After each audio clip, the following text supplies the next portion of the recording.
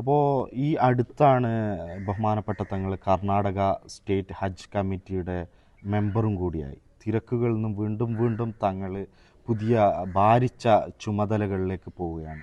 ആ ഒരു സ്ഥാനം അല്ലെങ്കിൽ ആ ഒരു പൊസിഷൻ അതെങ്ങനെ നോക്കിക്കാണുന്നു തങ്ങൾ? അത് ഉനൈസ, ഈ വിഷയം എന്ന് പറയുന്നത് ഒരു സോഷ്യൽ വർക്ക് ചെയ്യുന്ന ഒരാൾക്ക് ഇതൊക്കെ ജീവിതത്തിൻ്റെ ഒരു ഹരമായി മാറ്റിയെടുക്കണം. ടെൻഷൻ എന്ന് പറഞ്ഞ ഒരാൾക്ക് നടത്താൻ കഴിയില്ല.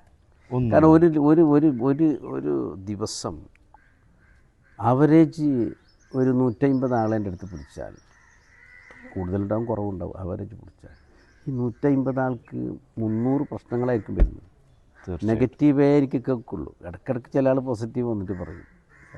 അപ്പോൾ ഇതിനിടയ്ക്ക് ഈ വിദ്യാഭ്യാസ കാര്യങ്ങളൊക്കെ, അതിനിടയ്ക്ക് ഹജ്ജിൻ്റെ ഖിദ്മത്ത്, അത് എന്നെ തേടിയെത്തിയതാണ്.